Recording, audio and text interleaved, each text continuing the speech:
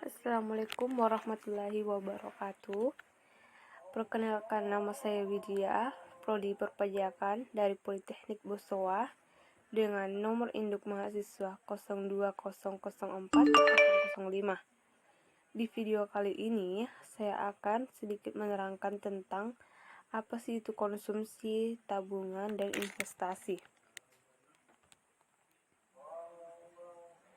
Nah, konsumsi itu adalah segala kegiatan yang dipergunakan dengan tujuan untuk mengambil kegunaan pada suatu produk dan jasa.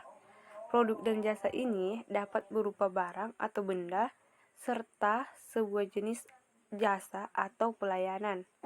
Nah, kegiatan konsumsi ini dimaksudkan untuk memenuhi sebuah kebutuhan yang bersifat penting atau bahkan hanya bersifat kesenangan dan kepuasan dalam waktu seketika. Nah, barang konsumsi adalah barang-barang yang diproduksi dengan tujuan untuk dipergunakan oleh masyarakat dalam memenuhi kebutuhan kehidupan sehari-hari.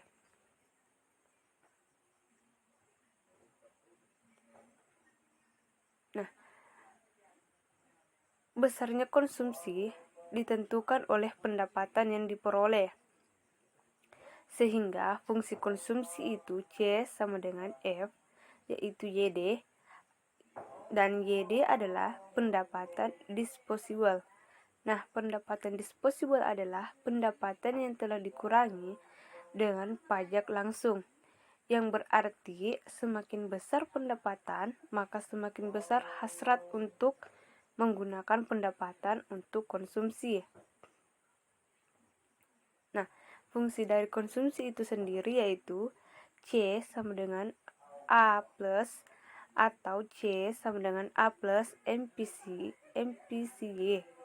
A sama dengan APC dikurang MPC, Y, B sama dengan MPC. Yang artinya C adalah simbol dari konsumsi, sedangkan A adalah besarnya konsumsi saat pendapatan tidak ada, yang disebut dengan konsumsi otonom. B atau MPC, Marginal Propensity to Consume, adalah gambaran berapa konsumsi yang akan bertambah jika pendapatan disposable bertambah 1 unit. Sedangkan APC adalah kecenderungan konsumsi rata-rata atau perbandingan antara tingkat konsumsi C dengan pendapatan disposable ketika pendapatan tersebut dilakukan.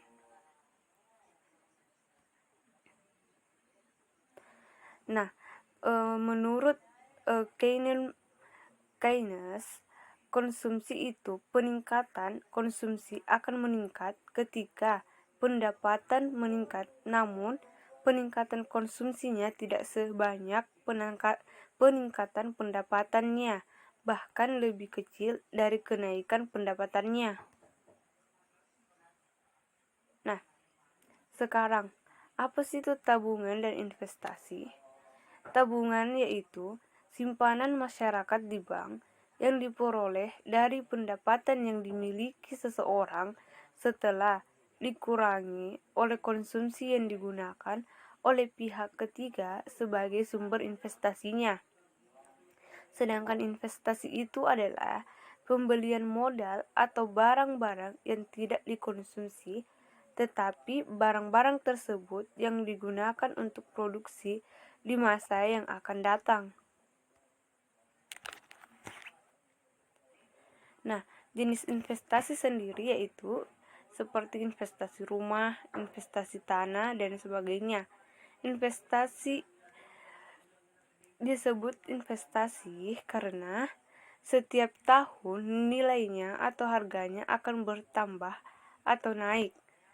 Karena mengapa demikian?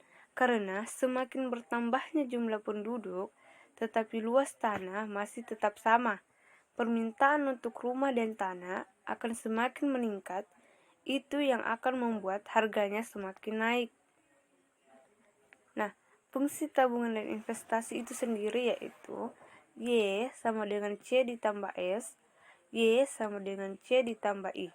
Jika Y sama dengan C ditambah S, dan S sama dengan Y dikurang C, sama dengan Y dikurang A plus MPCY, karena MPC dan MPS sama dengan 1, maka S sama dengan min A ditambah MP, yang artinya Y adalah pendapatan, C adalah konsumsinya, S adalah savingnya, dan I adalah investasinya.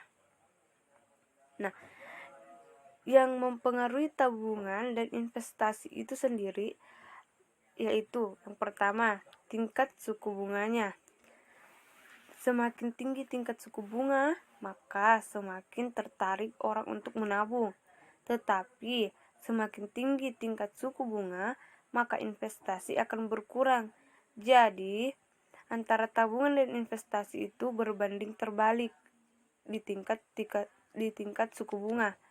Yang kedua itu marginal efficiency of capital, yaitu suatu kurva yang menunjukkan besarnya tingkat pengembalian yang diharapkan. Jadi, jika semakin tinggi tingkat pengembalian modal, maka semakin tinggi pula investasinya.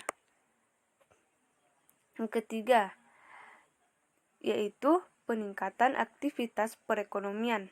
Aktivitas perekonomiannya yang baik akan meningkatkan tabungan dan investasi. Dan yang keempat, kestabilan politik suatu negara. Nah, adanya kestabilan politik dan keamanan suatu negara, maka orang akan tertarik untuk berinvestasi di negara tersebut.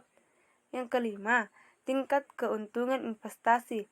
Semakin besar keuntungan investasinya, maka semakin terdorong seseorang untuk berinvestasi. Dan yang terakhir, faktor teknologinya.